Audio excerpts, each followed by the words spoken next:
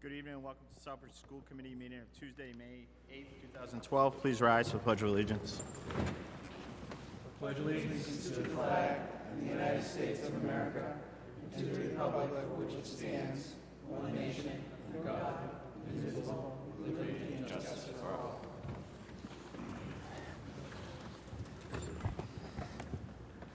Agenda item 2, public input. Is there anyone from the audience that wishes to address the school committee?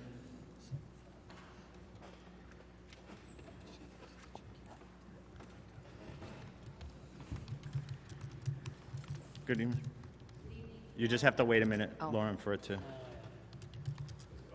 Okay, go ahead. Okay. Good evening. My name is Lauren McLaughlin, 71 Park Ave in Southbridge. And tonight I just want to address something that came up at our school council meeting last week at the Wells Middle School Council. Ms. Allen was very excited to show us the plans for the new school, and we were excited to see them. Beautiful. Everything looks great. She did mention, however, that there's talk to consolidate some services there that were a concern to, I'll just speak for myself, but myself and some other people that were at that meeting. Specifically, there was talk, Ms. Allen told us, about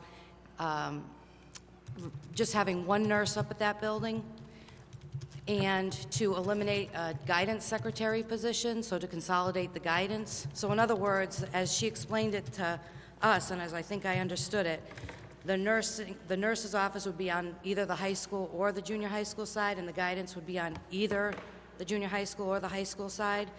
But there wouldn't be a junior high school guidance office and a junior high school nurse's office and a blah, blah, blah. I don't know if that makes sense. I don't know if that's accurate, but that was kind of how it was explained to us. And we just asked Ms. Allen how many people, for example, the school nurse at the Wells Middle School saw during a day, and she said that she thought it was around 50, was about how many students that Mrs. Cantara saw a day. And she guessed that at the high school it was about the same for Ms. Cheka. And the concern about that is if we're going to be going into a building and there's going to be approximately 1,100 students, 1,000 students there, plus staff, to have one nurse to be managing all of that is a little bit problematic. But beyond that, I remember when even the building was being discussed in its infancy, there was a lot of talk about keeping services separate. Parents, especially at the younger level, were very concerned about their sixth graders interacting with the seniors, juniors, and seniors at the high school. And as I understand it, if the nurse's office, if there is one nurse's office and there is one nurse, students either from the junior high school are going to have to go over to the high school side, or the high school kids are going to have to come over to the junior high school side. And the same is true for guidance. And that was concerning to us. And I'll just tell you personally, both of my children have prescribed EpiPens. And rare though it would be to occur, just for example, if one of my children was on an athletic field, if one of my daughters was on an athletic field at one end of the school and was stung by a bee and needed an EpiPen, and my other daughter was in the cafeteria and ingested something she's allergic to, I worry about that. And it doesn't have to be my daughters. I mean, it could be any child in any situation. So I just want to say that if that is true, that that's under consideration, that I hope that that would be reconsidered and made a priority by the school committee. I appreciate your time. Thank you. Thank you.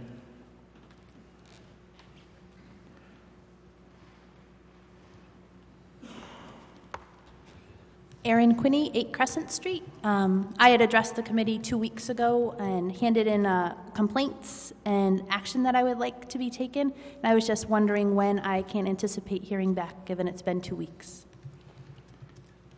Well, as far as the issue that was referred to Mr. Ely, that's referred to the superintendent. We don't have any control over personnel issues as a school committee at that level. So certainly I'm not going to comment on what, if anything, Mr. Ely is going to do for a personnel matter. It is a personnel matter handled by the superintendent, not for public information at this time. It's with his hands.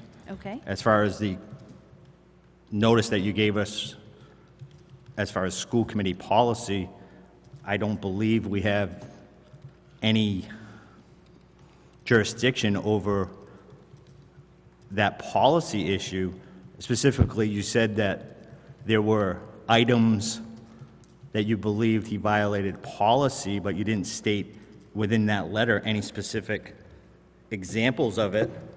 And furthermore, anything is to some of the things that you commented on, that would be the people of the town that elected a member of the school committee, and if there was issues, that's taken up at the ballot box. So violation of the school committee members' ethics is not an issue that is addressed by the school committee? It's addressed by the voters? That's an ethics commission. If you believe that he violated an ethics law, therefore that's an ethics violation that would go to the state ethics board.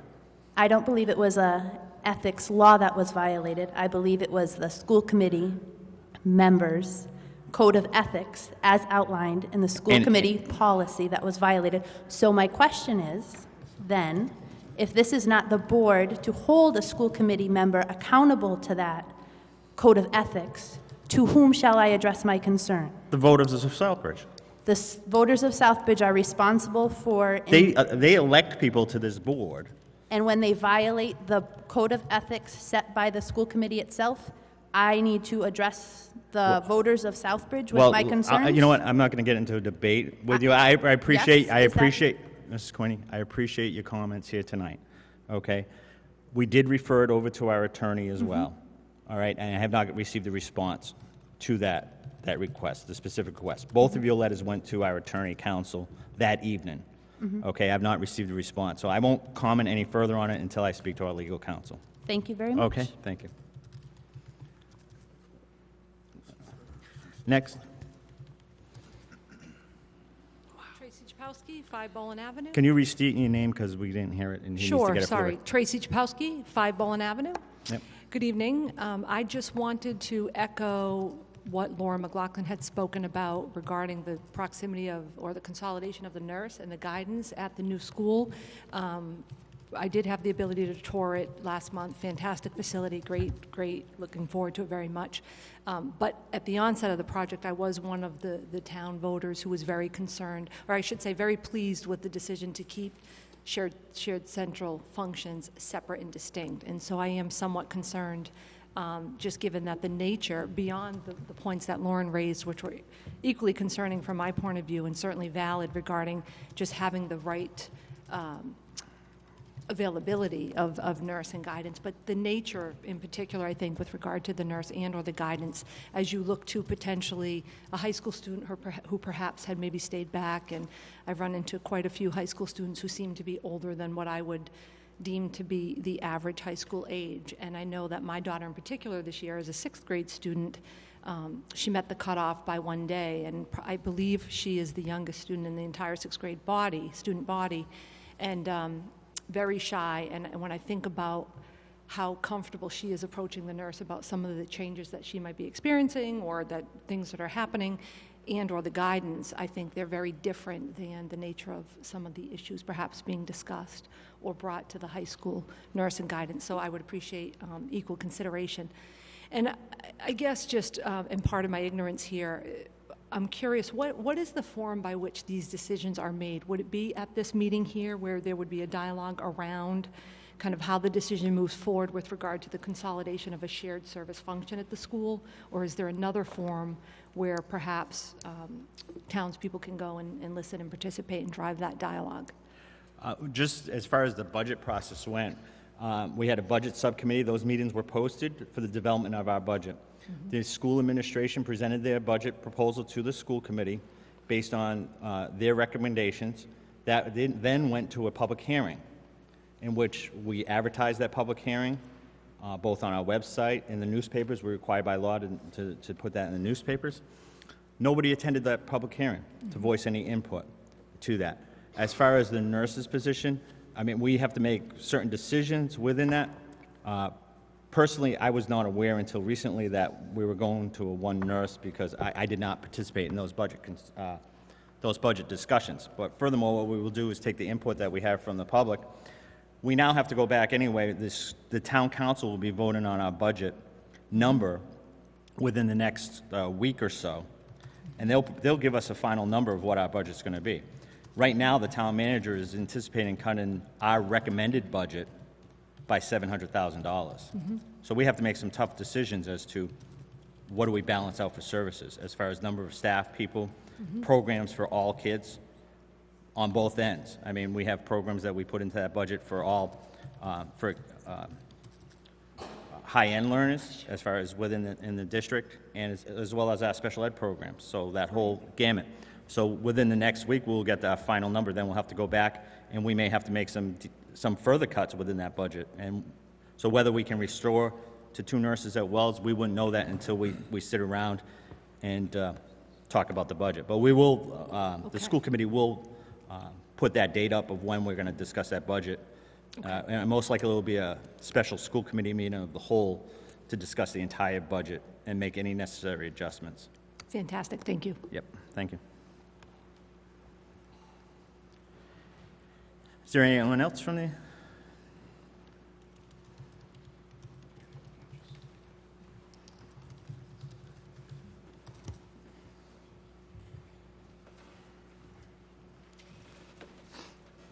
Sean Moriarty, 44 Maggie Lane. Just stopping by, if anyone saw the town council meeting last night, I kind of made the same pitch there. More or less here primarily to advertise a couple events for the Relay for Life that are coming up. Certainly welcome and encourage school committee members and everyone else to try to take part. One is Saturday, May 26th, which is Memorial Day weekend. A wiffle ball tournament. We've done this several times in the past, usually for a local girl with cancer. I know several of you have taken part in the past. And that's Saturday, May 26th. There's information on Facebook. You can just look it up as What the Dickens Wiffle Ball Tournament. There's also some flyers down here at Town Hall. And secondly, something that we're trying out the first time is basically what we call a flag subscription service.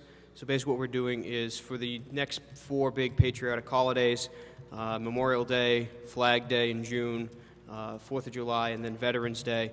What we're looking for is basically somebody makes a $10 donation to the Relay for Life, American Cancer Society, and we get a flag similar to this that we'll put in your front lawn somewhere, assuming that you have that authority in case you're renting or whatever. So it roughly comes down to 4 holidays. It's only $250 a holiday. It's not so bad. If anything, it's going to hurt us more with the gas that we have to spend driving all over the place. So that's on there as well. And those are both you can find online in newspapers, that sort of thing.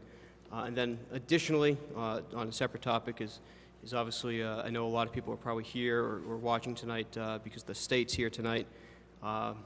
Obviously, we hope it goes better than the last time they were here as far as some of the comments and their feedback. But also, just on my end of it, for the school committee-wise, I would hope that we're able to kind of just digest some of that information before we kind of respond. I think last time, for the most part, it was a little bit just kind of too much on the defensive per se, rather than just kind of absorbing. But that's just from my own point of view. Thank you. Thank you, Mr. Moran. Anyone else from the audience who wishes to address the school committee? Anyone else? Anyone? Okay, seeing none, we'll call this meeting to order. Roll call, Mr. Secretary. Mr. DiGregorio? Present. Dr. Domingo? Present. Mr. Jovan? Present. Mr. Lazo? Present. Dr. O'Leary? Present. Mrs. Principe? Present. Mrs. Woodruff? Present. 7 present. Item 5, consent items. We have a warrant number 39 in the amount of $121,037.69. Is there a motion, sir? So moved. Any discussion on that? Seeing none, roll call. Mr. DiGregorio? Yes. Dr. Domingo? Yes. Mr. Jovan? Yes. Mr. Lazo? Yes. Dr. O'Leary? Yes. Mrs. Principe? Yes. Mrs. Woodruff? Yes. 7 yes. Unanimous for all present. Item 6, approval of minutes of the regular school committee meeting of April 24th, 2012. Is there a motion? So moved. Any discussion? Eris? Dr. Domingo?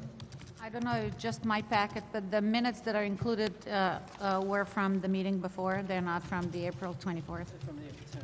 Yeah. We approved these minutes already.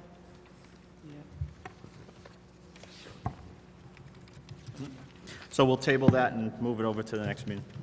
Thank you.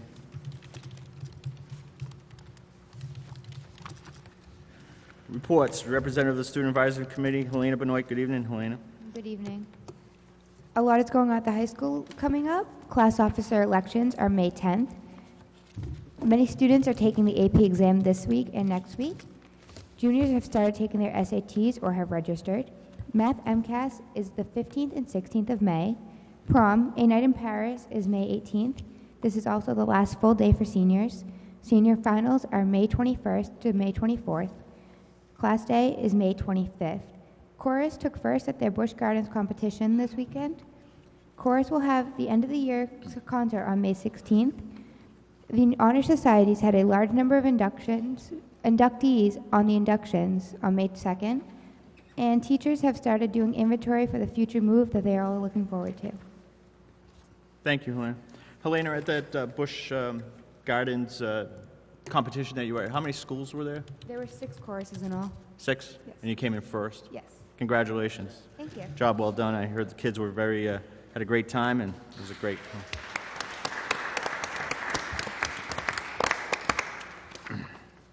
Presentations. First presentation this evening is our quarterly plan review for the second quarter with Dr. Mitchell and Dr. Bonder. Good evening. Welcome back.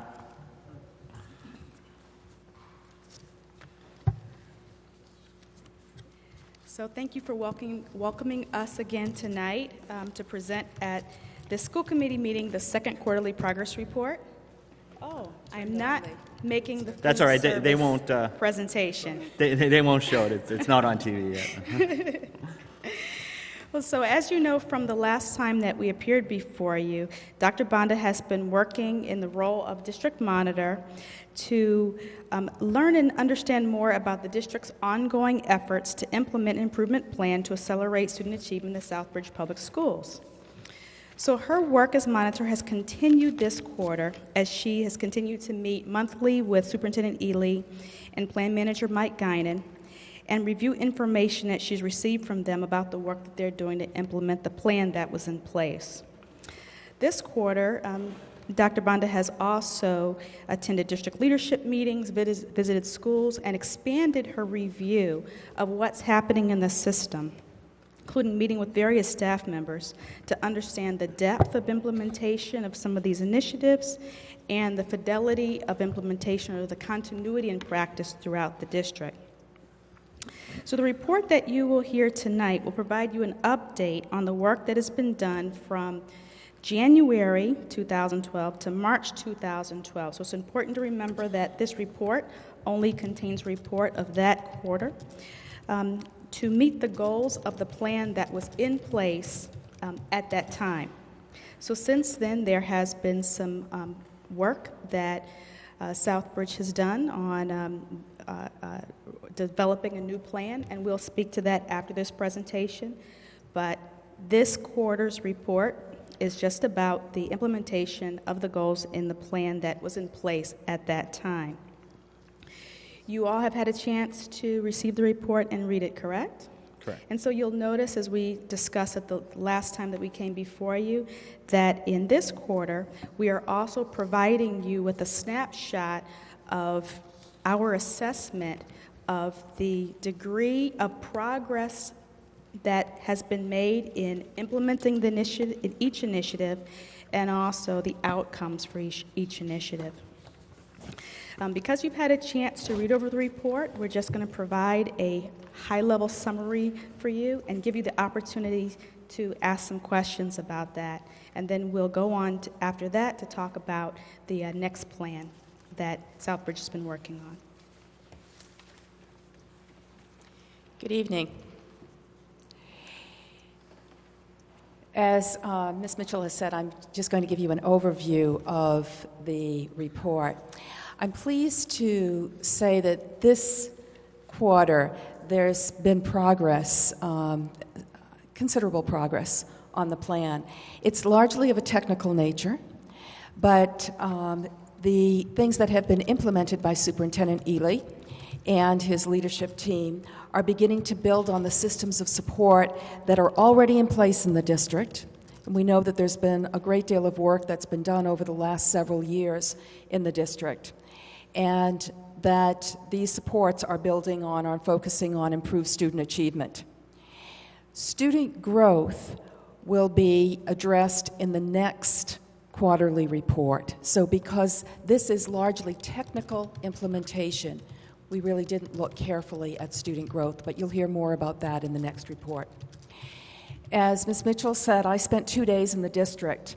I attended a district leadership meeting, and I went to 3 schools. I interviewed each of the principals in the schools. I interviewed groups of teachers at each of the 3 schools. I interviewed high school students, a group of high school students, and then I visited classes at each of those schools. So I really wanted to get a snapshot of what kinds of things were being done in the district and how people viewed what was being done. Some of my observations through those visits are that in classes, students are attentive and ready to learn. There are learning objectives that are posted in the majority of the classrooms, and that's terrific because that focuses both teachers and students on what will be learned during that particular lesson. It's kind of like going to a meeting and not knowing what the meeting is about if there aren't objectives posted. So that's something that that is done and done well here. There are assessments that are evident in most classes, so teachers are checking for student understanding throughout the class. In classrooms where there's co-teaching, that is, there's a regular teacher and then either a special ed teacher or an ELL teacher also in the classroom, I observed some, but not very much, co-teaching. So the ELL or the special education teacher would act as more of a support for the classroom teacher instead of acting as a co-teacher. So that co-teaching model is just beginning here and just beginning to grow. I saw very little tiered instruction, that is differentiation of instruction, and I saw very little of higher order thinking skills being required of the students. I know these are areas that Superintendent Ely is addressing in professional development. The first strategic objective was to increase student achievement through outcomes-focused development of high-quality curriculum and instruction. And I'm pleased to say that there are committees in place that are beginning to align the curriculum in both math and ELA, and that's being led by the district's curriculum team. There's also been a process that's begun to determine what professional development teachers are going to need to better respond to student learning, and then to develop a plan to provide that training.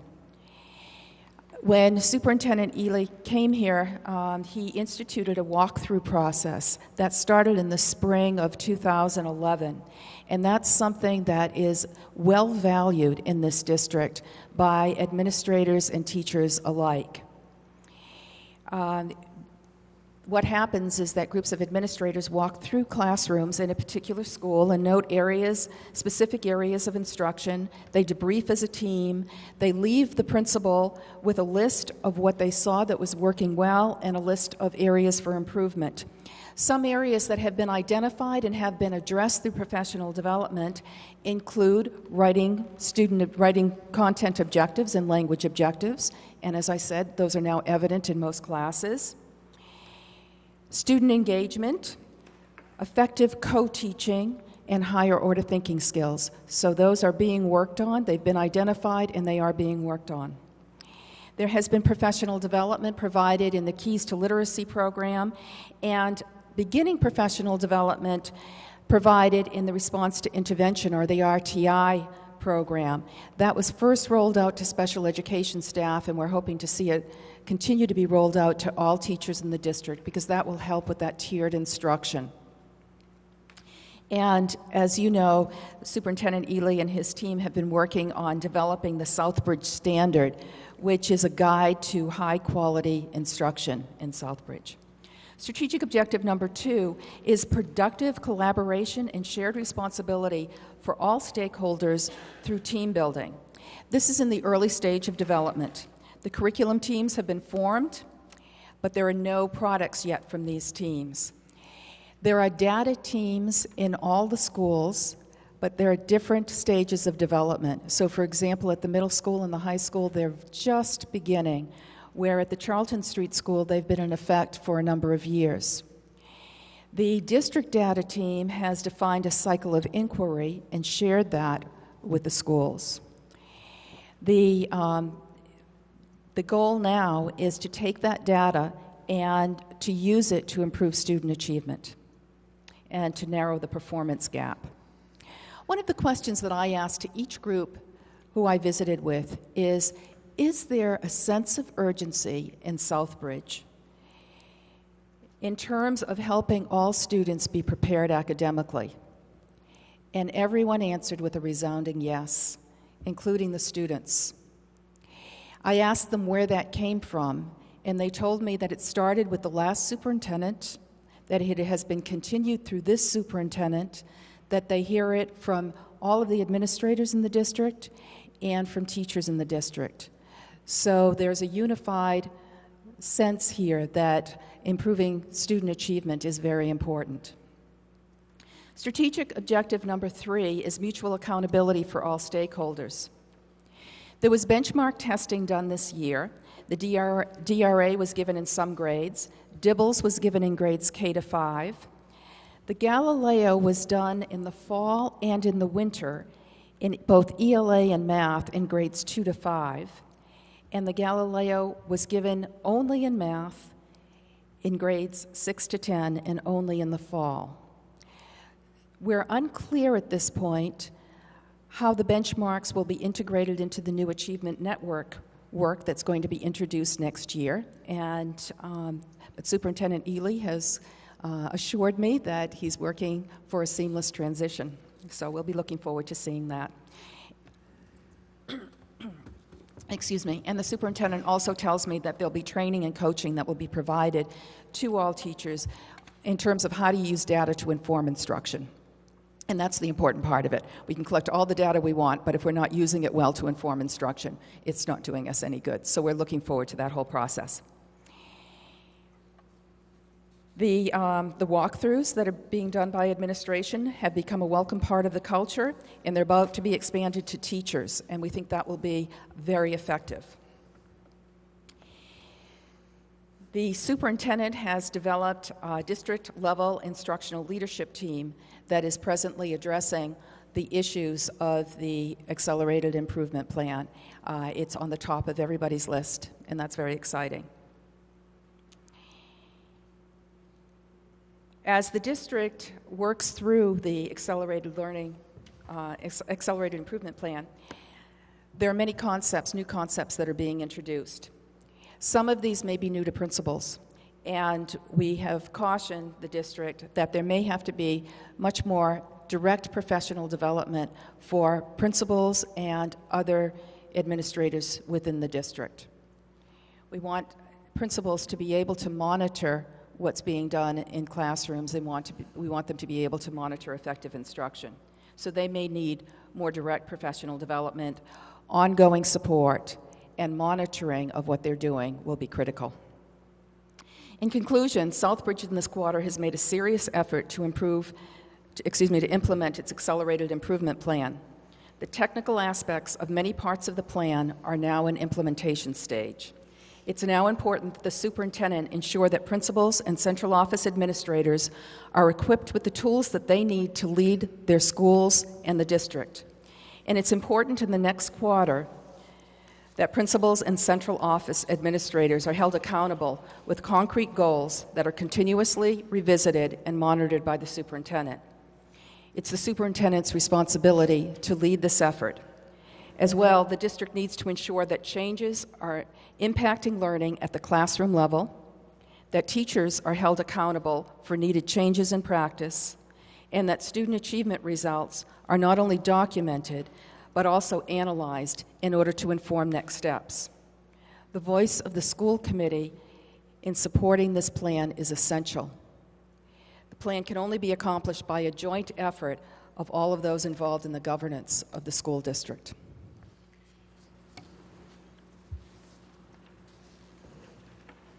Before we go on to talk about the new plan that Superintendent Ely and his leadership team have been working on, and our evaluation of that, we're wondering if you have any questions about the report this quarter that you'd like to ask at this time.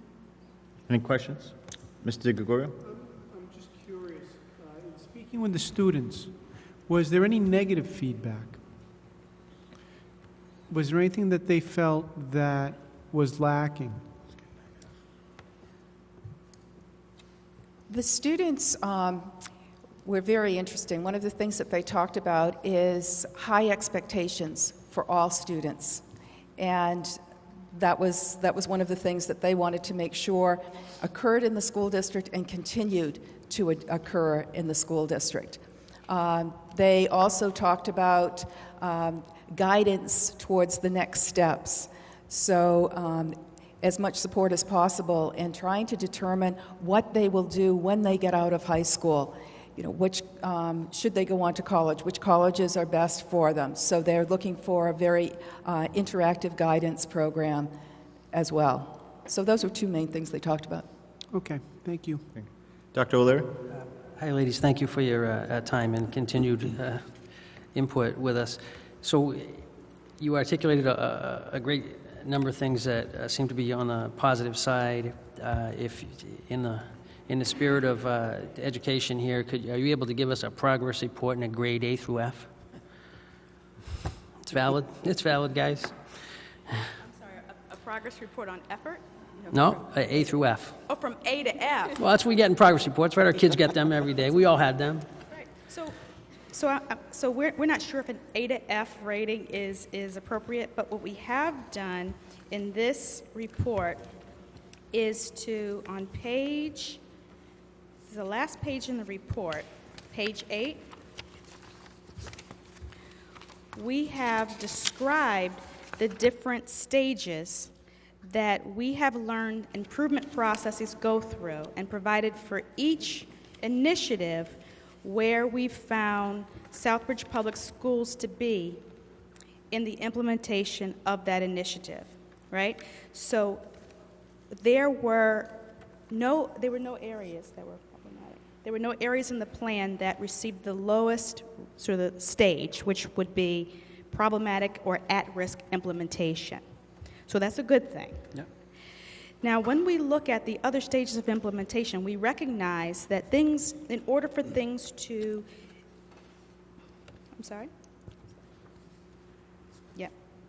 in order for things to be done well, implemented well in a sizable way at scale, the first step is typically technical implementation. And that's where we've seen most initiatives to be at this point. Well, that's appropriate. If you're still at that stage of technical implementation a year from now, that's not where you want to be. So we're hoping that we will see as we come back progress in moving from technical implementation to the practices in place stage of implementation. And where we're headed is fully embedded so that these more effective practices have a life of its own. We've also provided, if you look at the second column of that table, performance ratings. So we have 4 kinds of performance ratings, from performance goals not reached to performance goals partially reached, to reach performance goals, and then to reach high performance goals consistently.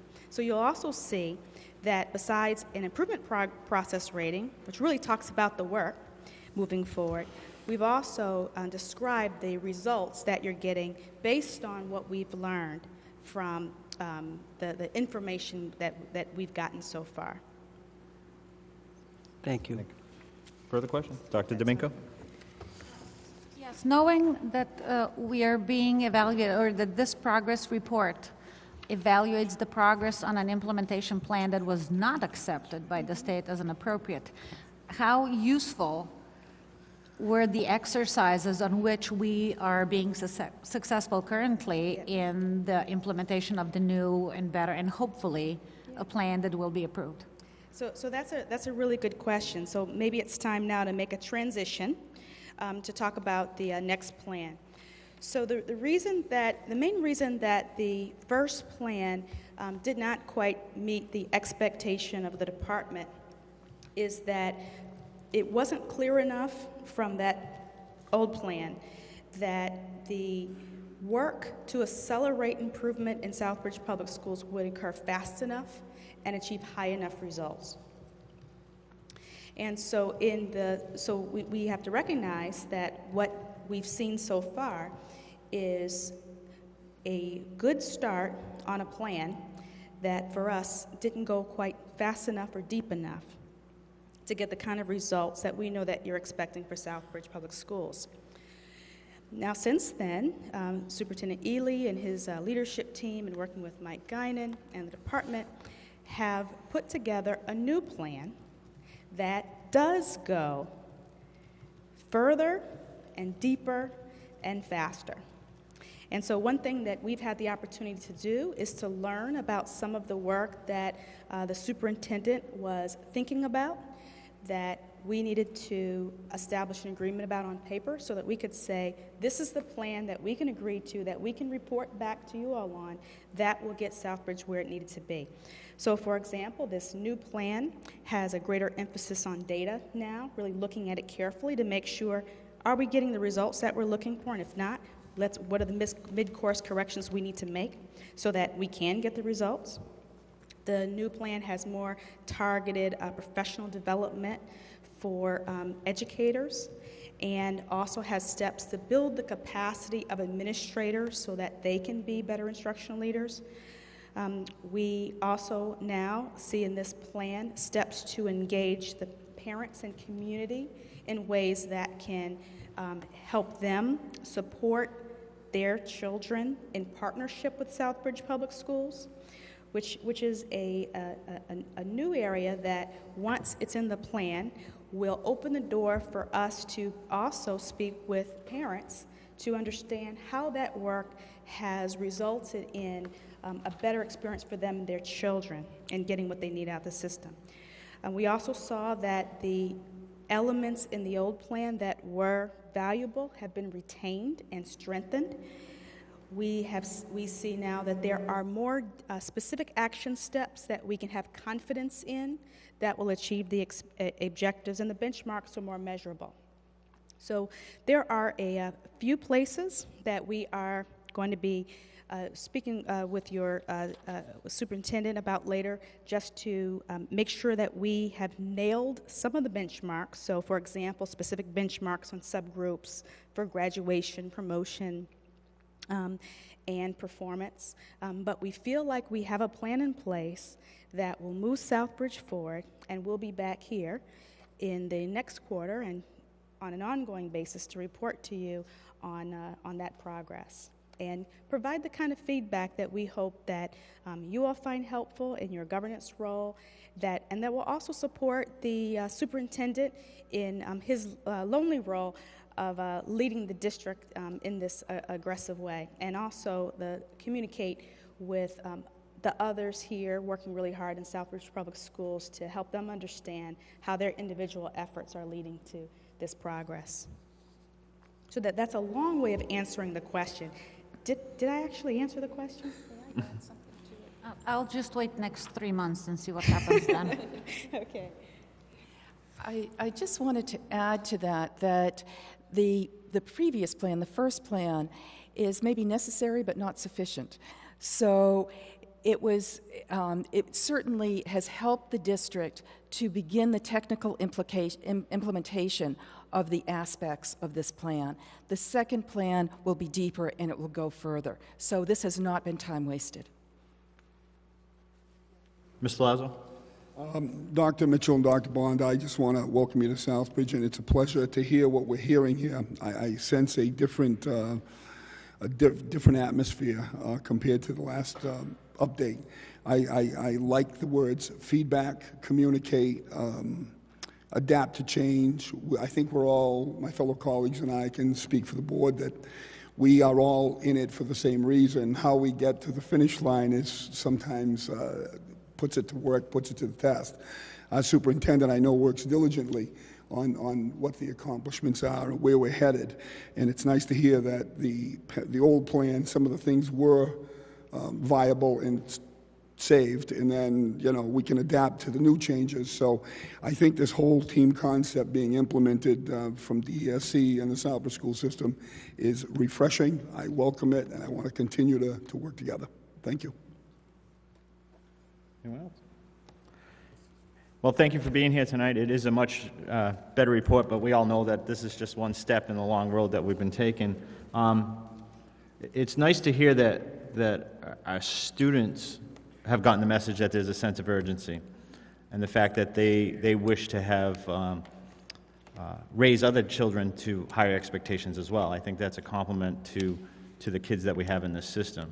And I know certainly some of the kids in the high school have really tried to impart that in the kids that are following them to say that school is important.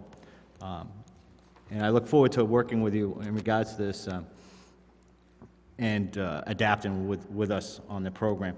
Now, my one question that I have is, you have a new plan that's been submitted to you. What's the timeline for getting final approval to say, yes, this is the plan, this is our framework of how we're going to move forward? What's that timeline to get that approved? So you can consider the plan approved. We're just going to add a couple of benchmarks. Okay. All right, very good. Thank you. Thank you for being here tonight. Appreciate it. Thank you. Our next presentation this evening is on the food service program and proposed 2012-2013 school lunch prices. Mr. Wiggins? Mrs. Pinkham? Good evening.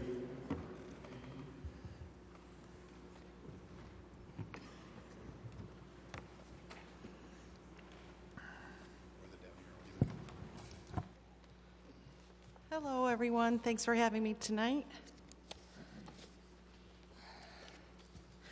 I'd like to give you a general overview of how things have gone this year.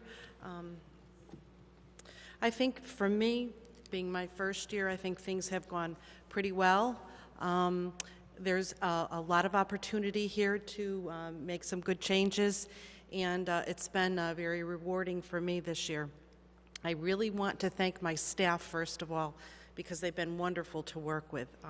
Shirley and my managers and all of the staff, they're a very dedicated group of workers. So some of the things that we've done this year, we've done some kitchen inspections. We have spent some time focusing on an increased use of diversion products. Does everyone know what a diverted product is? For the public that may not know what Sure. a diversion product is, that'd be diverted great. product is manufacturers that the government allots us so much an allocation every year in different groups, and it would be companies like Tyson and Michael Foods and just those types of companies that you're already familiar with. And then we are able to make those selections, and we get a reduced price for that, so it's to our benefit, and we've tried to use as much of that as possible this year. Another thing that we've done is we have introduced some new menu items, including some whole grain items. Another thing that our group has done is we're using the virtual gateway. So we were part of the pilot program, and while it took a while for us to get to use that, it's actually very helpful now, and that helps us to determine free students actually for our program. We've also conducted some regular management meetings. I'm trying to foster teamwork, collaborating with the managers on actually making the menu, and I've provided some manager professional development education. We've also conducted, or we've all undergone food allergy training, and that was a requirement that we needed to do. We've had some Serve Safe recertifications and one certification. We have also implemented state production records. We were using an older form, so now everyone is on board with the new form.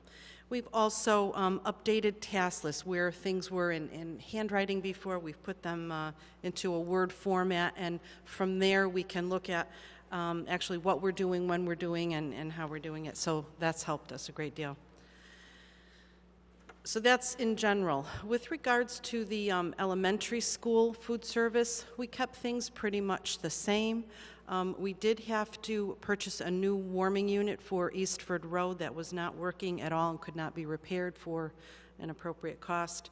And then we did make some changes to the breakfast program. What I found is that we were kind of doing different things at different schools, and so I felt that in order to control costs, and also to be compliant with the nutrition standards, we needed to make a few changes. So we've done that, and I probably will be looking at that again. Always want to be looking at the acceptance of the particular food items that we're offering to the students. So, but we did make a good progress with that. In terms of what we're going to be doing next year with the reconfiguration, I think we're going to have menus that are very similar. I actually like the fact that we're doing the majority of the cooking actually at the schools. Most of the products are the ready-to-bake protein-type items, some frozen vegetables, some canned vegetables, some fresh fruits, some canned and canned fruits, of course. But I think that we're going to stick with that model because when we can cook it on site, we're not degrading the quality. When we have to ship things around, you have to have the right tools in order to do that. And maybe that's something that we can get to down the road. But for now, I think what we're doing is good. We just need to expand on it, and we need to have the right equipment to be able to continue with that. So again, the plan going forward for next year is to have I'm going to make sure that we have the right equipment and the right amount of staffing for the reconfiguration. And the other thing that we'll look at is the fresh fruits and vegetables snack program to see. I believe we qualify for that, so it's just a matter of getting that implemented. That will be a good thing for our elementary schools. In terms of the individual elementary schools, with your plan, Eastford Road will have a reduced number of students, I believe. So the present staffing, we have a manager, we have several helpers and a custodian, and we have the standard equipment, convection oven, warming unit, refrigerator, freezer, storage racks, and a dish machine. What we need to do next year is we need to really look at the staffing to see what we're going to tweak. If we're going to serve less students, we're going to look at that. And then in terms of the equipment, the big change that I'd like to see down the road would be to get an upright freezer, because right now we have chest freezers in most of the smaller schools, and those really need to be a two-door type upright configuration. And then we would like to get at some point storage that we can clean under, roll around, and lock. So that will be on the agenda for the future when the budget will allow for that. In terms of Charlton and West Street, again the staffing is very similar and the equipment is very similar. So certainly with an increased number of students, we definitely will need to look at the staffing as well as the equipment there. And what I am hoping for is that we're going to end up with, let's say, an additional lunch period, because that way we can most likely maintain our present number of staff, perhaps just increase their hours for the additional preparation and perhaps an expanded lunch period. And that, I think, would work the best. That's great. That's good news. And then in terms of the equipment, we're not 100% right now, especially at West Street. In terms of the cooking there, the convection oven we have there is, Lynn really does her best to try to get all the foods ready, and she does that every day. But we actually, we are going to need additional equipment of all types there. At both schools. We're going to need an additional convection oven. We really will need more refrigeration. Again, the freezer space that we have now is so limited, so we'd like to get an upright freezer. The rolling storage racks. And at Charlton Street School, we need to make sure that our dish machine, we need to look at the dish machine, because right now it isn't operational, hasn't been for quite some time, but we're going to assess that. So those are the types of things that we'll be looking at for the elementary schools. In terms of the middle school, the satelliting, again, as I had previously said, for this year has been primarily the ready-to-bake items, the things in cans, frozen foods and whatnot. What we have done in terms of the preparation that's done at Wells and then satellited to the elementary schools has been primarily salads and sandwiches. And I see that again as continuing for next year. In terms of the high school, I think everyone knows that we're in the process of a pilot program with the lunch line. The goals of this were to provide a greater selection to all of our customers. We've been able to do some menu and recipe testing, and it gives us the opportunity to do some production planning for next year.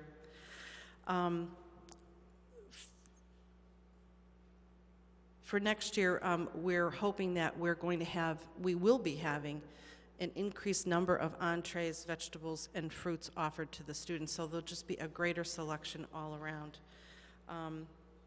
The entrees will be, there will be a main hot entree, an alternate hot entree, a hot sandwich, or this is what we're doing now, a hot sandwich, choice of 3 deli cold grinders, a main salad, and a wrap sandwich. So basically, kind of six different components. We're considering the grinders as one. And then the vegetables, what we've done with that is we're trying to increase the different types of offerings. So before we were offering a tossed salad every day, now we're trying to mix it up with putting some carrots out, some celery, 3-bean salad. We're going to see how that's going.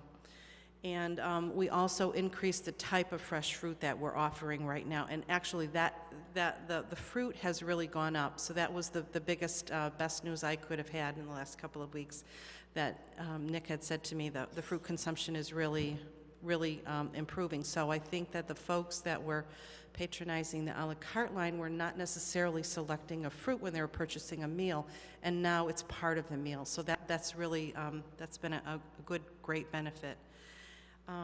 And we're presently monitoring every day our leftovers, and we've had very little leftover, and that's been an ongoing thing. We're into the 3rd week already, so we're considering most of our days successful. And I do have to thank Nick and Marie for managing this, as well as the rest of the staff. They've really done a great job with this new change. It was a very big change, and it's been successful.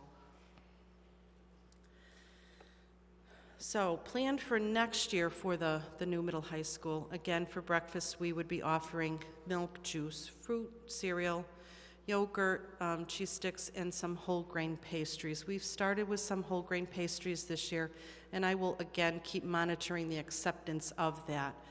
And as we learn, as the food vendors get more savvy to what our needs are, they keep trying harder with different offerings, so we're going to definitely keep abreast of that.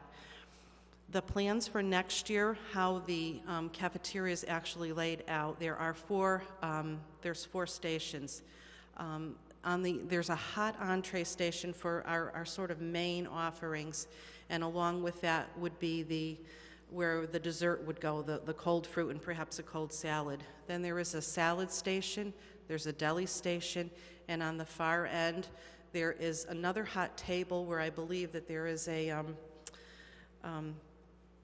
hot surface, and there will be a grab and go. So the hot surface would be for something like pizza and calzone, and the grab and go for hot sandwiches. All parts of whatever we're selling on the line will be available on an a la carte basis. So if someone wants to buy just one extra item, they'll be able to do that. In addition to that, we'll have snack type items available, soups, and the water and beverage type items, which we presently do now as well.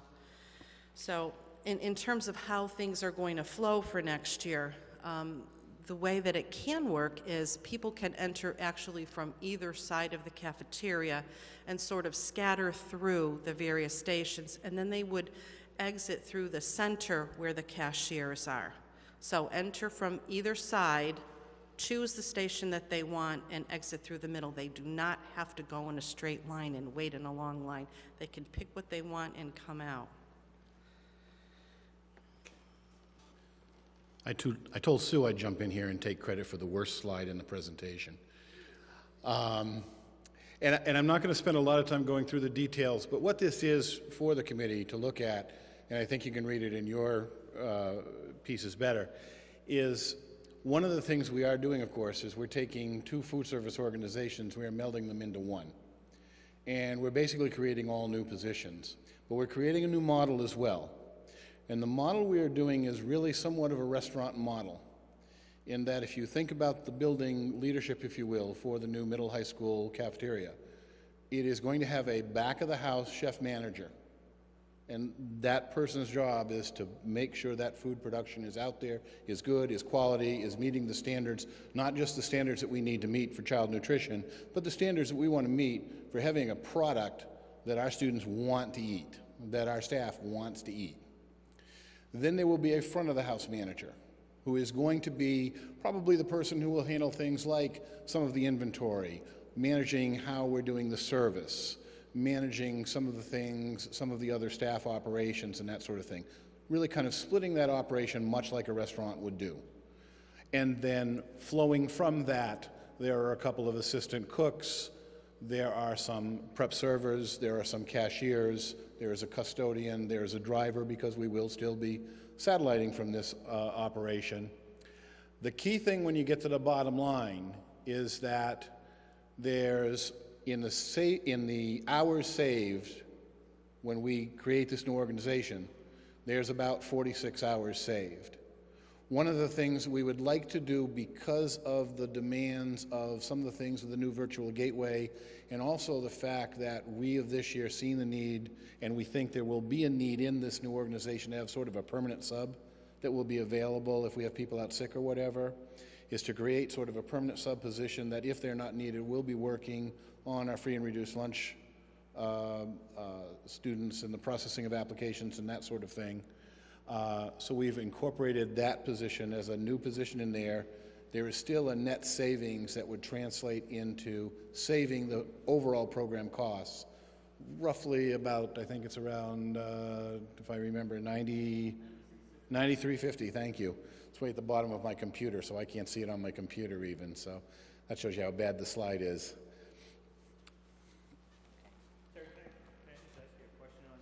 Slide. Sure.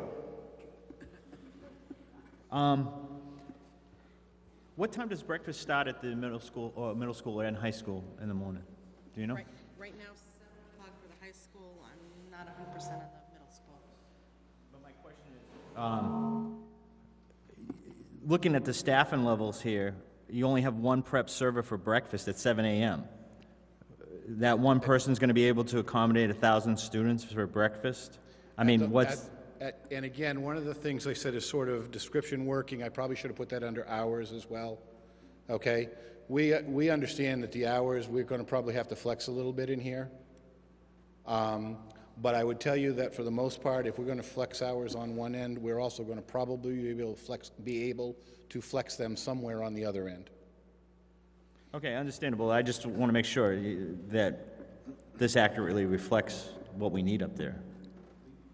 Sue and I have spent a lot of time on this. We've talked with a little bit about this with a lot with the current manager up there at the high school. Talked with the manager at Wells. And again, it's one of those things that we're pretty comfortable with this plan going in. Obviously, when we see, how it works, nothing is perfect. So we understand we may have to tweak this a little bit. And quite frankly, if we have to tweak it, it's going to mean we're successful. No, and our goal is to have it successful. I mean, the two managers, are those new positions, or are those positions that we currently have management in those buildings? We have one at Wells and we have one at the high school now. As managers? As managers. Okay, thank you. Just one other comment on the breakfast. We don't get as much breakfast participation as we do at lunch, so that's why there's also reduced staffing. But it will continue to be a focus, and I certainly would like to increase our breakfast numbers, so we'll keep an eye on that. Mrs. Woodruff would like to ask a question as well. So what you're telling me or telling us, is the two managers are staying and moving up to the new building and everybody else is a new hire? Or how are you laying people off at the end of this year and putting new positions in? How are you working the people we have? Actually, Sue and I met with the union approximately a month ago, And we indicated that what we were doing is we were considering these all new positions, and that everyone was going to apply new. They have actually submitted applications. We indicated that we are interviewing our people first. So we expect that we will probably fill most of these positions with our people unless there is some performance issue. If there's a performance issue, that person may not be hired for the new school. Thank you, Mr. Woodruff. Okay. Okay, and then moving on to the summer meal program, the sites that we'll be having this year are Eastford Road, West Street, Charlton, the high school, the Grow School, the library, the Armory Community Center, and then Brookside Terrace Apartments and the YMCA.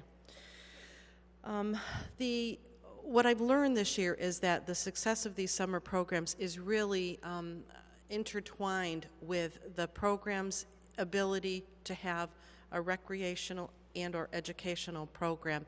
If you have a standalone feeding site, it's likely not to be as successful as those that are joined with something else. And I give the example of West Street. Apparently you had a recreational program at West Street in the past, and it was discontinued, and you can see that the numbers have dramatically dropped.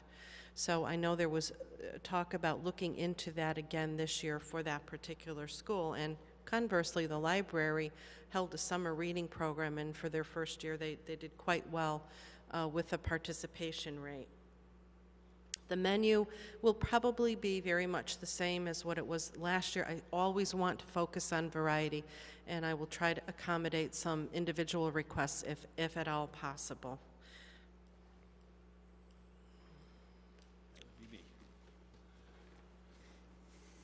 We get to transition into the numbers now. Nope, that's okay.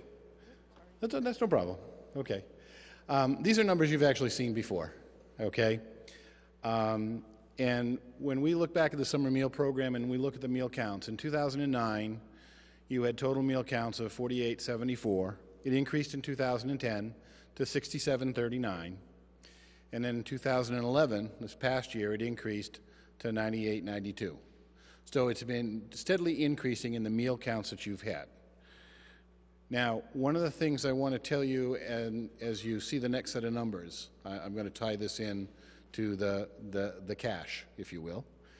One of the things we found out in meeting with the state, was it last week that we met with the state on the summer meeting program?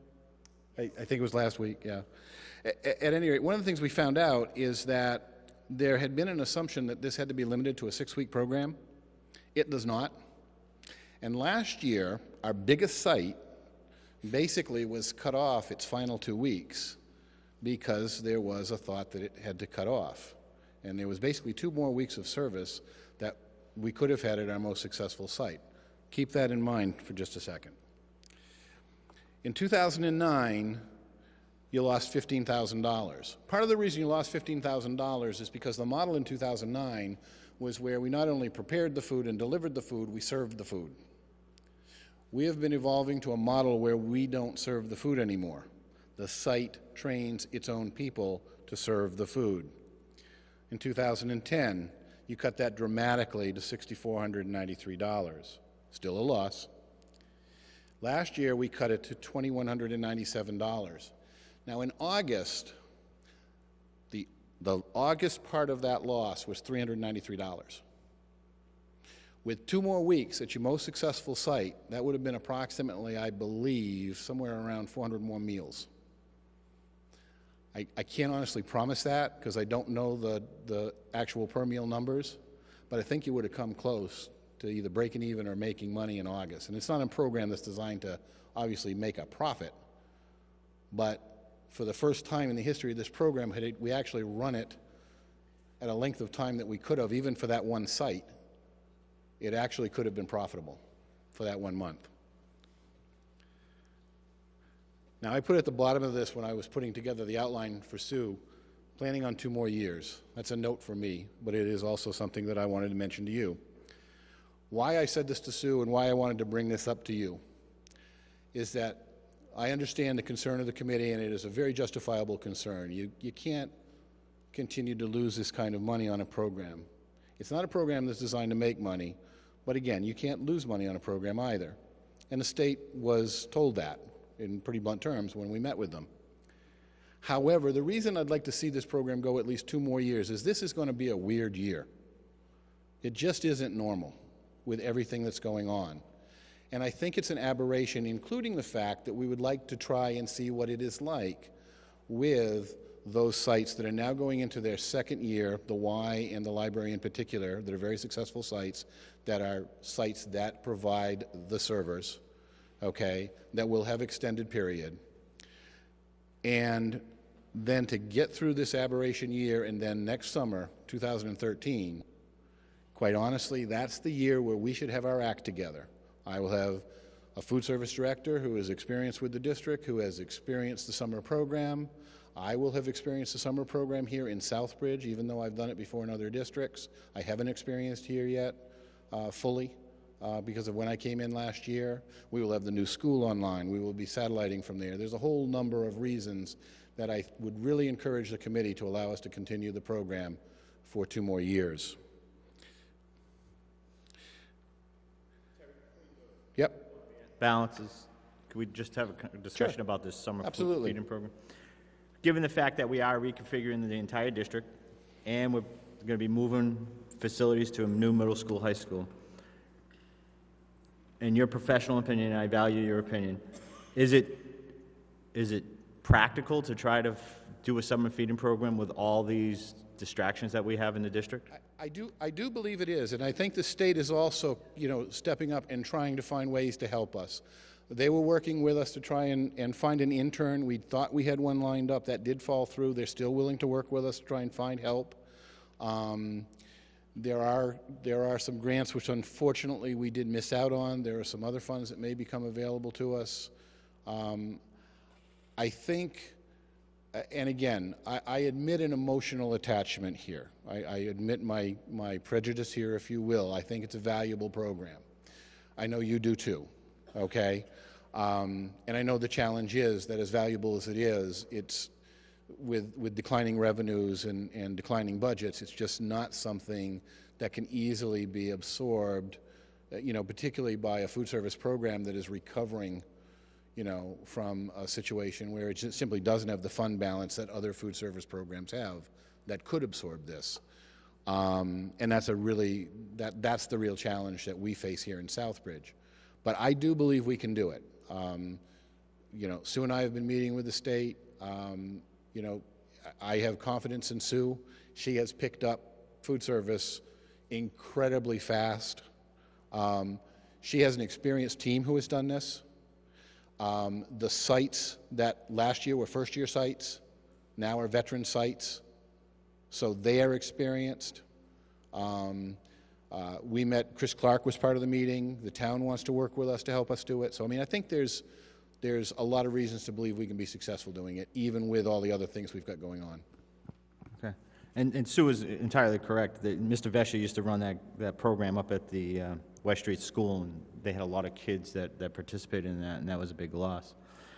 So are you saying that there's no grant now? We had grants in the past couple of years, but there is no grant? Is that what you're saying? One of the things we did find out in our state meeting is apparently, and there had been some communication issues, those have been straightened out, but apparently there were some grants that did come up in February. They didn't get communicated, both to the town and school. We missed some of them. That has been straightened out. There are some other things, however, that may be coming up. So, were those the grants that we used in the last 2 years for this program? Or there's different grants? One of them was a different grant, so, yeah, I don't think we had any grants in the past, So I know in the past we had to take a vote, though, to participate in the program. It was by a certain date. In the last 2 years, I do remember that I believe that we had to take a vote by the school committee to participate in the summer feeding program. And it was my recollection that Courtney had to apply for something through the state for this program. There is an application. The application has, because we regularly file for grants, so the application has been filed. They had not indicated to us that we need any formal vote from you, but certainly I think it would probably be wise if you folks, perhaps at your next meeting, took a vote, certainly to give us guidance, because it has been a topic of discussion among the committee. Okay. But you're not really required to. There is no legal requirement for you to do that. Well, I believe that the reason we took a vote is because of the fact that there is a cost to the district, and it's our responsibility for budgeting purposes, and it's finance. So if we're going to incur a cost to the school district, then I would say that it does require a school vote to expend funds from the school district. It's our staff that's participating in this based on a reimbursement by the state. I think part of it is the way the state defines this particular fund, because of the uniqueness of the school lunch fund. Because the school lunch fund is the one fund that's defined by state law that if it ran into a deficit, that is considered okay by the state. I'm saying it's okay. Please make it clear a difference between what the state says is okay and what I am saying is okay. Okay, that would never be our intention. But that's why they don't have necessarily a legal requirement for us to put in the application. Mrs. Prince, you had a question? Thank you, Mr. Chairman. Last year, there was a big effort by the state and by the people involved with Project Bread on the state level to form an ad hoc committee that involved many community members. Mr. Ely was on it, I was on it, the police department was on it, and they were very active in trying to keep this alive. And it was at those meetings that we recognized that to have a summer feed program, something has to accompany it like a recreation. That's why the library got involved. And I think we did very well last year, considering. I mean, we fed almost 10,000 meals versus 2 years ago, 4,800. My question this year is, how involved is the state in Project Bread? I mean, they were so gung-ho and talked about grants, and they would meet with us when the time came next year for the grants. Has any of that happened? Project Bread is involved, okay? We did meet with Project Bread. I think one of the things that, again, was a problem this year was there was some miscommunication, early on. Okay, that's been corrected. We did have a meeting with representative of Project Bread. In fact, that was part of the meeting we had last week. Okay, police are involved, town is involved, library is involved, YMCA is involved. That's actually where we got some clarification, where everybody was surprised. For example, when we found out we did not need to limit it to 6 weeks, okay, because of the fact that most districts, for example, did not have snow days this year. Most districts are starting their program earlier, okay, because a lot of the summer programs are starting earlier because, of course, the school districts are not going later. So there definitely is involvement and interest in the state to have this because, again, a community such as Southbridge, where there is high need, they have a very strong interest in the program going forward. I think it's very clear to say that there was certainly a spirit of partnership between the town and the school in that meeting. I think that it's very clear that I think the folks at Project Bread and at the state understand that we have a new food service director and they want to do everything they can to be supportive of her, okay? They also are very clear, at least I think I made it very clear, Sue can certainly jump in if she thinks I was vague, that we do have some challenges this summer, which is one of the reasons we need a little extra support, and also that this can't continue to lose money. It doesn't have to make money, but it can't continue to lose money. Thank you. Any other questions? Continue.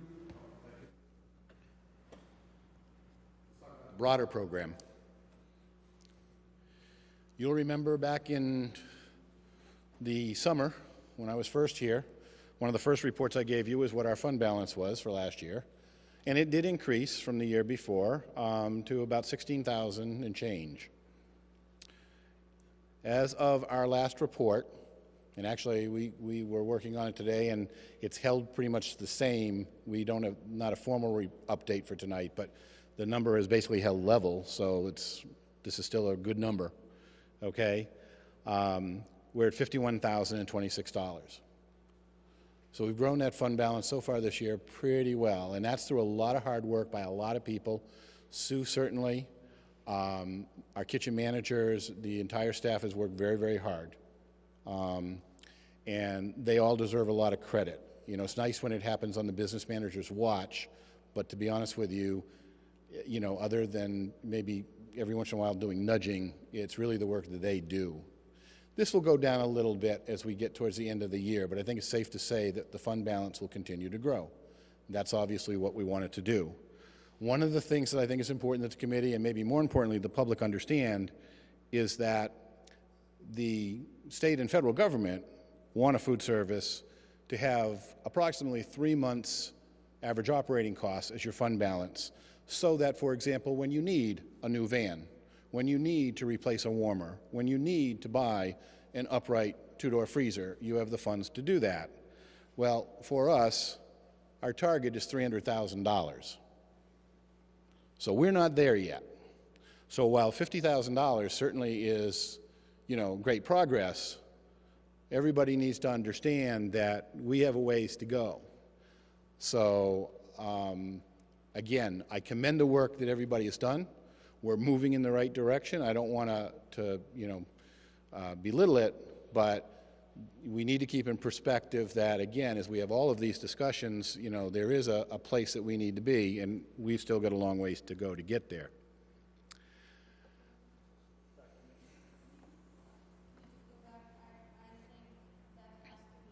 It's not July 1, 2012, that's from last year? It is. It's July 1, 2011. Okay, so this is not projected for No, this it's not year projected. ending? It's not Okay. projected. It's from last year. Very good. That's okay. Yeah. If you'd seen the first slide of the schedule, Sue caught me having people work from 7 a.m. to 1:30 a.m., and that was wrong too. So, all right, I apologize. Thank you. Yes. Mr. Wiggins, this was a discussion that took place on the last meeting. It Yes. stirred some controversy. This was the point that I was trying to make about the Express Line making money. Not that you have to make money in some of these programs, and I understand breaking even would be fine, providing quality food. I really commend our food service director as a nutritionist in putting good food out, and I'm behind that 100%. I visited the food service area, had lunch, Terry was there. What concerns me, and I'm optimistically cautious over this whole thing, every time, I've been through 7 food service directors, some good, some not so good. We've seen good food, we've seen average food, and we saw some not so good food. And I commend you, Sue. You've brought the quality up, and I'm not debating that at all. But I'm cautiously moving forward with this, and I hope we can continue this. I'm very well aware of the new school and what we have for a facility coming online. But if we have $51,000, I know we're buying a refrigerated van, we have it in the budget, in the school budget, not coming out of this line item, coming out of our line item. And when I think about the replacement of walk-in freezers and uprights and different ovens, which we know we should be replacing periodically, I'm behind that. The thing that I don't understand, I come from the private sector. When you run a program and you lose money year in and year out, I don't care if you lose $1 or $15,000, you're losing money. When we go and get rid of an express line that makes, say, $500 a day, or $500 here, there, and the profits there, I don't understand how we get rid of something that makes money, and then all of a sudden, it just doesn't work in the private sector. I don't know how we're going to make it work in the public sector. It's nothing about, it's just, I'm very cautious because I've seen this district go into a deficit because of, we want a Cadillac, and we only could afford the full-size Chevy. And I think even when we do, and Terry's very well involved with the new school, when we turn around and say, we want all brand new computers, we want all brand new everything. And that's great, but to make it come under budget and on time, we do creative ways of cutting back on certain things and to promote things that would bring the number up, so we get what we call the balance on the balance sheet. So this is the cautious optimism that I have. When I went in and saw the choices that you're putting out with the fruit and the salads and everything, outstanding, commendable. let's see how it works financially as we evolve into our new building and our new services, because it just, mathematically, it's a little fuzzy for me. That's all I'm saying. I think it's absolutely a justified concern. We all have expressed that. Sue's expressed that to me. I think had we been talking about this when the state came down and asked for this to happen, and we weren't going to be moving into a new school, and I didn't know that layout, and I didn't know the flexibility that that was going to provide us, including to conceivably, in a sense, potentially restore, in a sense, the a la carte, the way you and I think of it, perhaps, while maintaining this model that we have piloted here, we might be having a different discussion about what was happening at the high school right now. And Terry, I want to commend the presentation. Good job enlightening the school committee on what you're doing and where we're headed. If this discussion would have taken place 2 weeks ago, I wouldn't have got complaints from parents when they discontinued the express line, because I could at least explain to the parents that this is what the plan is. But being on school committee and getting barraged with phone calls and kids coming up to you and that type of thing, the first thing you do is you say, why are we doing this mathematically? It doesn't balance. The quality's going down. But then now, as it explains, and I'm one of these guys, I'll go to the school, I'll have lunch, I'll witness what's going on so I can better represent people. Some people would call that an ethics violation. I call that representation. And I think that's what we have to do as a school committee member. And I thank you for the presentation tonight. Thank you. I agree. You may not thank me for the rest of the presentation, because I'm going to bring back another oldie but goodie, paid lunch equity. In your packets, in your blue folders, there's I believe it was an August 17th memo I gave you to warn you of this day. Back in 2010, actually, is when the federal law changed and when a lot of this stuff came up, only the date that's coming up for it all to be implemented is July 1, 2012. Though paid lunch equity has actually been in place now for a couple of years. Basically, that fancy term under the federal guidelines says that students paying for meals cannot pay less than the amount that is reimbursed by the federal government. It also says that you can't use federal funds, including commodities, to pay for or defray the cost, and that includes supplies, labor, service, of a paid meal. Now, I will tell you right now, state folks are gone, right? Okay, I will challenge the federal government, the state, or anybody else to come down and prove to me what part of a commodity I have used to make a meal that I'm charging for. And when they can do that, fine, we'll figure out how to allocate that cost. But putting that aside, it's a little editorializing on my part, the current reimbursement rate is $2.46. Now, there is a provision in the law that allows the district to be below this amount for paid meals if it is making progress, meaning it's increasing at least 10% a year annually towards reaching that goal. Currently, we charge 50 cents for milk. We don't charge for an elementary breakfast. Middle high school breakfast is $1, and adult breakfast is $2. Elementary lunch is $1.75. Middle high school lunch is $2. And adult lunch is $3.75. And at Trinity, lunch is $2. Here's what we are proposing. We are not asking you to vote on this tonight. We will put this as an action item for you to discuss and vote on at your next meeting. That milk remain at 50 cents. Elementary breakfast go to 50 cents. We're frankly out of compliance by not charging for elementary breakfast at all. We were always out of compliance there. Middle high school breakfasts and really all of the rest of the meals, as you can see, basically go up a quarter. You would still not be at the reimbursable rate, but you would meet the progress requirement. And in your packets, I'm pretty sure towards the back, we gave you a survey of really the high school meals. I will tell you that for the most part, you're going to be in line. There are a couple there that are lower than we are, which surprised me. They're going to have to do some serious work because they're in the same boat we are. Because they also have to get to that $2.46 level.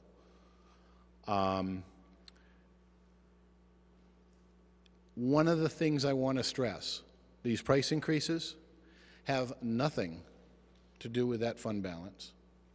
They have nothing to do with the building project. They have everything to do with the federal government. And I do not want the public to believe that the school committee, you know, if and when whatever increase in school lunch prices it passes, is doing this because of the fund balance or because of the building project, because it has nothing to do with either. It is a requirement that is being mandated by the federal government. Have I made that clear?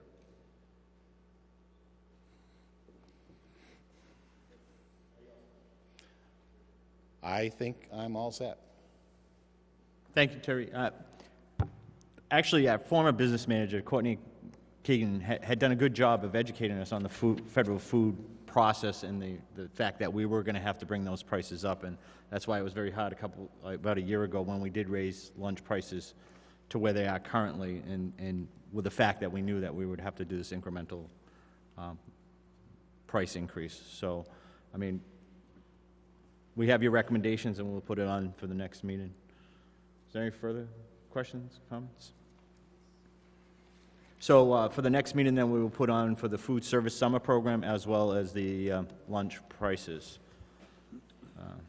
Thank you. Thanks, Sue. Our next presentation this evening is Grant's Classroom for Garden Butterflies with Ms. Frabata. Hello, Ms. Frabata. Welcome back every year, right? Yeah, well, I didn't come last year. I'll make this brief. Oh, yeah, that's okay. Oh, very brief. The first one is I'm just presenting 3 grants from the Delta Kappa Gamma Society International, which has been very generous to Eastford Road School, and I'm a member of. The first one is Classroom to Garden Butterflies, which my kindergarten children worked on at the end of last year and throughout this year. And it blended math, ELA, and science into one cohesive whole.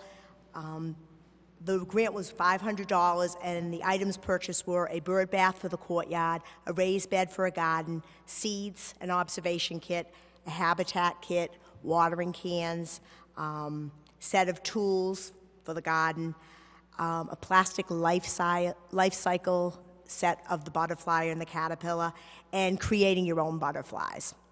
The Peaceful Playground was this year. This is for Eastford Road School, again, kindergarten and grade 1. We received $2,100 for this grant. The money was used to buy 2 crawl and climb caterpillars, one of which is on the blacktop for the children to enjoy, the other one on the playground. We got one Easy Ride jumbo wagon, which we used to transport all the materials to the blacktop area, the materials being the toys. 2 Walk the Wave balance beams for coordination and balance for the children. Balls, all different kinds of sports balls, all different types that are evenly distributed between the playground as well as the blacktop area, and a basketball hoop.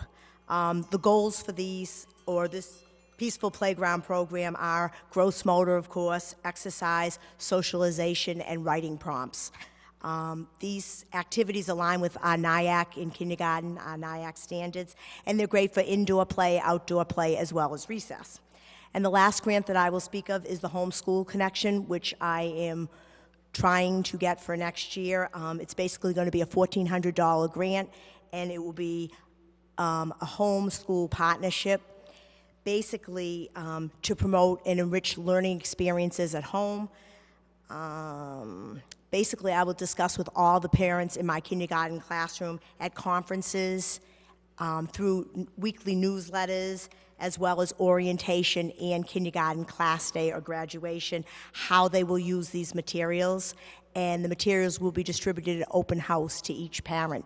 The materials that the children will receive, the $1,400 will pay for the children to take home in a tote bag, a paint set, colored pencils, scissors, glue, jumbo crayons, markers, Play-Doh, a design-your-own calendar, which will align nicely with mathematical skills, as well as a calculator, a journal, and whiteboards. And Basically, the best time will be at the beginning of the year to discuss this, how the children will use these materials throughout the course of the year, and at class day or graduation, I will go over with the parents how they can continue using these materials during the summer months, so learning continues to go on, so the children will be prepared for first grade. I'm just going to sneak in a couple things real quickly. We had a food drive at Eastford Road this year. We collected 12 bushel baskets of food and enough money for turkeys for each basket. And special thanks to the PTA for baskets and bows, as well as Amy Simos for taking the money and getting turkey certificates from the Big Bunny. We also had 3 family nights, which is huge. We had about 80 kindergarten and grade 1 students who attended all 3 of these family nights. We had a social studies night in the fall, we had a bingo night in the winter, and we had a Feeling Big family night in the spring. For social studies and Feeling Big, the children worked on 4 selections of literature, and they took home 4 activities which aligned with each selection of literature. Social studies and Feeling Big are a 2-year program. Bingo night, we played 10 games of bingo. The theme was literacy. The bingo games were based on ELA and our Harcourt reading series. For each of the family nights, the children took home a certificate of attendance, manipulatives, things that they made, as well as prizes at bingo night. And I just wanted to give a special thanks to the people that worked it, which would be Ms. Skripsak, of course, Mrs. Shaw, Mr. Latoy, Mrs. Wayman, Mrs. Hutchins, Mrs. Jositis, and Mrs. Trahan. And a very special thanks to my para, Mrs. Caroline Fontaine, because she helps me with all these nights. One quick thing is the leadership and Mrs. Shaw have a partnership with Hydes now, and we've had, along with our 3 family nights, we've had 2 more nights, which is parent training, one in the area of math, and the second one will be Thursday night in ELA, where the kids take home samples of things they can work with at home, and the parents are trained on strategies and techniques to work with their children. We have one more coming up in the fall, which will be on behavior management. Thank you. Thank you. Thank you, Mrs. Fermona. Thanks for all you do. And I believe today is National Teachers Day, so to you and all the teachers in our district, thank you for all the hard work that you do. We appreciate it, and you're all doing great things. Mrs. Shaw, it's great that we have a partnership with Hydes. It's nice that we see that Shot has pretty much partnership with Charlton Street, Hydes with you, and it's become like a neighborhood concept, so that's great to see those partnerships in those areas. Don't know what might be up in the middle school, high school that we could partner with, but we'll try to find somebody. I will tell you that there's one local bank that is already has reached out to West Street, and they've been working with West Street, so I think soon we'll be able to announce a partnership with one of the local banks with West Street School. Great. Thank you. Thank you again.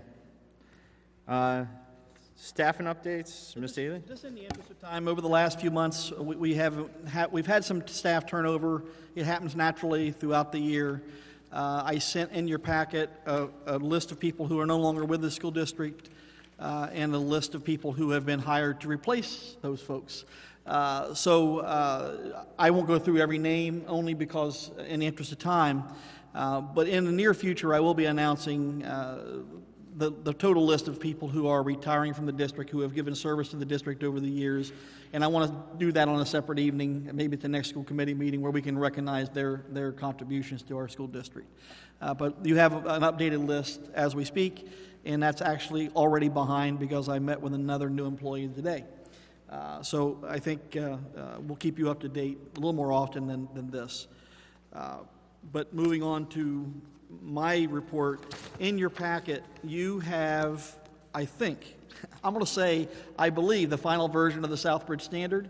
I think if you had a chance to look at that, you'll see we took the input from the staff as well as you as school committee members.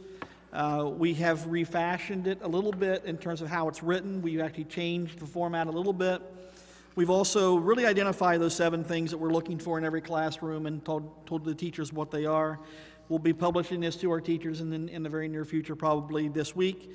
But I wanted you to know, when we do our learning walks, these are the things we're looking for. We go in and we actually document if we see these things present, and then we feed back to the staff the things that we see, the actual numbers that we see. And we have heard a lot of positives from this. The teachers really appreciate the fact that they know what we're looking for. And And I think we see more and more positive things happening at the classroom level, which is what the Accelerated Improvement Plan was designed to do, which is really drill down to the classroom level to make sure things were getting better for teachers and kids.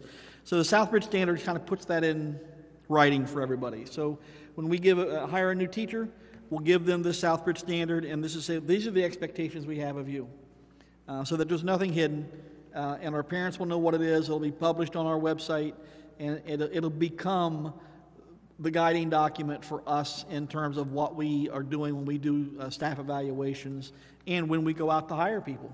Can they do these things? So that's what the Southbridge Standard is all about. I wanted to add one thing that kind of came up recently, which has been in the news, and we've sent some things out and been on our website. We had a slight mercury spill, and I will say slight because it was slight, by anybody's standards except basically the EPA, and everything's major to them. So when you have mercury in a building, as we all used to probably everybody sitting at this table, other than the young lady at the end, probably played with mercury in science class. That's back in the good old days when you could do that. Nowadays, it's a little more serious than that. We had a slight accident, not really anybody's fault. We had a young man helping a teacher, as we like to see happen, and a thermometer that nobody knew was there fell out of the bottom of something and broke on the floor, and a little bit of mercury came out, less than the size of an eraser head on a pencil. But that was enough to bring out, it seemed like, the National Guard. But in the end, I got to tell you, our teachers, our kids, the community agencies that were involved, the police, the fire department, everybody handled this as well as it could possibly be handled. I've been told by any number of agencies and the fire department and people within this field that we handled it as well or better than anybody they've ever seen. And that's a testament to our building administration, the teachers, the building community, the parents. I think everybody involved handled this exactly the way it should have been handled. You have in your packet tonight, or was laying on your seat tonight, sort of a final report from the cleanup of that. I believe the room is now open for use. It may be one stage away from being open for use. The hazmat people, the hazardous materials folks took most of this, but we did find out a lot about this process. So I guess when mercury hits the floor, it absorbs into some of the floor tiles. They have to come in and they have to put down some kind of a material that pulls it out. We didn't have to tear the floor up or anything, but it pulls it out, then you clean that mess up, and then you dispose of that properly. And that's where we're at the point now where we're getting ready to reopen that room. It happened actually in a storage room, not in a classroom. There was never any contamination outside of that storage room.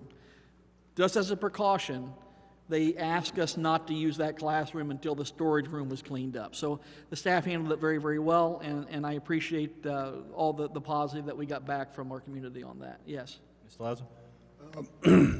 I heard nothing but positive. My concern was, a former department head of the science was Dave Williams, who was instructed and headed up, I should say, the group and the company that cleaned out all of the chemicals and hazardous stuff out of the system. I think what was kind of disheartening is he was in the Southbridge News basically saying, oh, geez, I might have a few more of those in my room. I took offense to that because I understand the kids are kids and things are gonna happen, but we're talking about a stipend department head that was in charge of getting rid of it in the first place 5 years ago with the hazardous waste company. And now we're sitting here saying he's in the newspaper stating this. So I think maybe we should sit down, entering the new building, and say, with the new science department head that we have, can we go through these things before we move into the high school so we meet the code? And put it in some hands that can handle it, We've already done that we've gone through the building again, and we'll go through the high school. We've had that conversation because what happens is the rules change on what you're allowed to have in a science lab at the high school level. You used to be allowed to have phosphorus. You can't have phosphorus anymore. You used to be allowed to have white phosphorus. You can't have white phosphorus anymore. Some has to be in oil. Some has to be in water. All those things have been removed to the best of our knowledge, but occasionally things get hidden in the bottom of a box. Those kind of things do happen, and that's what occurred in this situation. So we certainly have made a conscious decision to make sure we go double check everything again. Thank you. Thank you. Anything further? I do not have anything further. Business manager, do you have anything to report? Thank you. School committee actions, we have no school committee actions this evening. Unfinished business, district reconfiguration. Mr. Ely, did you have anything to add for this evening? I met with the elementary principals today. We have identified and we've notified the staff members that'll be in each building where they will be. The principals, I believe, I'm not 100% sure, but I believe the principals have identified the classrooms specific to the teacher. So they're communicating that to the teachers. We talked today about getting the boxes ready to start packing things up, and our maintenance department, and I know Terry has met with a number of different moving companies to kind of get an idea of what we need to do. So that progress is well on its way. I apologize. There should have been an action tonight for you to adopt the lines as we recommended, and that action is not on the agenda, but I would ask that you consider waiving the rules and pass those boundaries, because I need to notify parents, and I don't feel comfortable doing that until you've adopted the actual boundary lines. And just so you know, I have had nobody come into my office or call to complain about the boundary lines that we've proposed. The street listings, however, have been up on our website. Okay. Thank you. All right, is there a motion to waive the rules and under unfinished business to add, to adopt the boundary lines as presented by the superintendent of schools? So moved, Mr. Chairman. Is there okay. Roll call. Dr. D'Amico? Mr. Jovian? Yes. Mr. Lazo? Yes. Dr. O'Leary? Mrs. Principe? Yes. Mrs. Woodruff?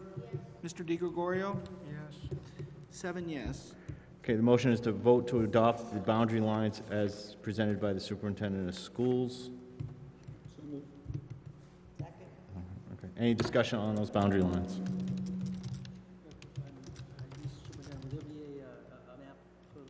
There's a map out in the lobby. It's been there since day one, and we've had we tried to get the map put into a picture so it could get onto the website, but we're not able to get it there so you could read it. We're just not able to get it on there, and there's no electronic map of town that allows us to do that we've been able to track down. But what we will do, if you pass these lines, we will send a letter to every parent that lets them know where they're at. Yes. Any further discussion? Seeing none, roll call. Mr. Jovian? Yes. Mr. Lazo? Yes. Dr. O'Leary? Yes. Mrs. Principe? Yes. Mrs. Woodruff? Yes. Mr. DiGregorio? Yes. Dr. D'Amico? Yes. 7 yes. Unanimous vote present. The Committee on the Maintenance Department, Mr. Lazo? No report at this time. Thank you. Accelerated Improvement Plan, we've already discussed. I don't think there's anything further we need to discuss on that. Okay. And we do have a signing of the custodial collective bargaining agreement. This is just the integrated contract. Did you have a copy that they already signed? No, actually, we had invited the... Well, Ernie was here, but he said that he had already signed a copy, that they had already signed it? No, I'm not aware that they have signed a copy. They signed the MOU. They did not sign the actual integrated. We'll If you sign it, we'll sign. get it signed by them. All right, we'll sign 2 agreements and have them sign both, Yep. please. That would be acceptable.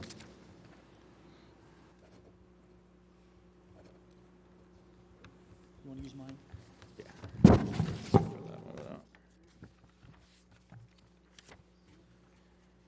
Just for the public, this was already a negotiated agreement. We had sent the information to our attorney for the form, and this is just the completed form as to their negotiated instrument.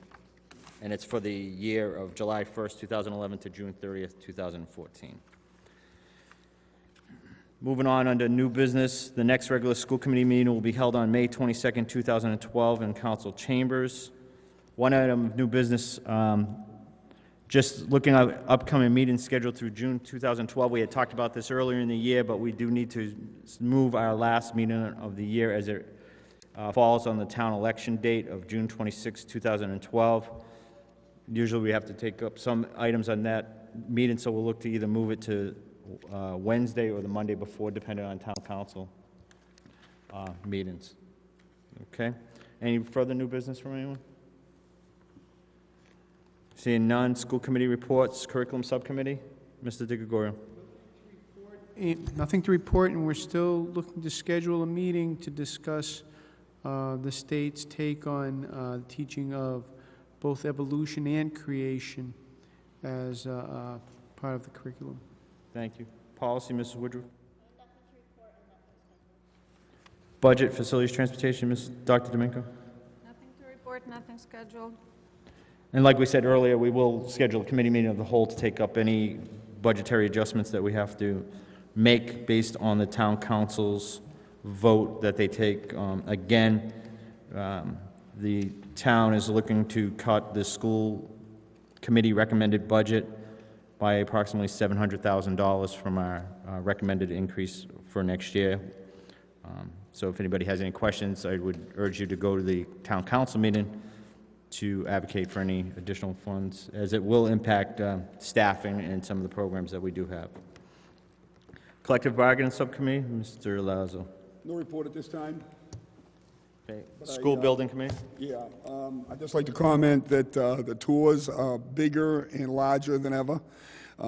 We also did some special tours for the upward bound kids that toured the new middle high school. We also took the realtors through. They were electrified with what they saw. The pace that Casigli Construction is at is unprecedented. In a 3-day span or a 5-day span, the progress is unbelievable. Some of the things that are coming full turn, we have a lot of outreach from our district, and I think there are groups that want to donate things to the new school, and we are working on some of the donations. Some of them want to put some gardening things around the building. We're going to wait till landscaping's done. We think we're going to do some of the add-ons to the landscape of the high school through some of the volunteers, such as the Lions Club have stepped forward. The class of 1950, they want to do something to tribute to Mary Wells on site. We have a family that wants to donate something to the music department in memory of their son. We have a tremendous amount of electricity, positive stuff that's happening in the town of Southbridge. When the realtors come up to you and they say, we can finally market Southbridge, because the first question when they buy a home is, how are the schools? We had recently a doctor tour the school to find out if he's going to live in Southbridge. And after he saw the school, he says, I will be buying my home here. This is where I'm going to be working. So I think that we have parents and students that tour the school that are up for school choice that are no longer opting for school choice. So I think we're seeing the tip of the iceberg, and I think the philosophy, 13 years old, build it and they shall come, or they will stay, is going to be an exciting time for the town of Southbridge as we move forward. We're on time, under budget. I know everybody's been hearing that. It's a remarkable thing that some people were talking about a technology grant, or technology purchase, I should say, and they were throwing all kinds of numbers out there. If there's anybody that has a question about the new school, please feel free. Terry Wiggins is one guy that's been working these numbers on a lot of the procurement along with the superintendent. Myself or Jack Jovan, if you have a question, ask. It will be under budget. We are adjusting as we go down to the finish line on what we're doing in that building to make sure it is under budget and that we hold our word on what we told the public. So I think there are some rumors flying around that are fictitious. I heard one that the new high school is settling. I don't know where that came from, but I want you to know that it's been tested, monitored, the oversight and accountability by the OPM and the oversight and the eyes and the ears that we have on site. On the weekly meetings, we know that we have one solid building that's going to be on time and under budget. But it's your school. You want to see it, call. We'll meet you on site. We can do smaller tours, which are better. But we have our monthly every third Saturday, and the last one was over 50 people, and it was nice to see the excitement from the public. And there are things that we will be working on, such as the nurses situation. and the counselors, guidance counselors, and various other things, which is not a building committee issue. It is an administrative and school committee issue. So I think that we are all in the same boat, and the concerns about any consolidation has to be vetted out before we make a consolidation. And I think that our superintendent and school committee are working together on everything that we're working on, and it looks good. Thank you. Thank you. There is no executive session this evening. I'll entertain a motion to adjourn. So moved. All those in favor? Unanimous, all present. Thank you, and have a good evening.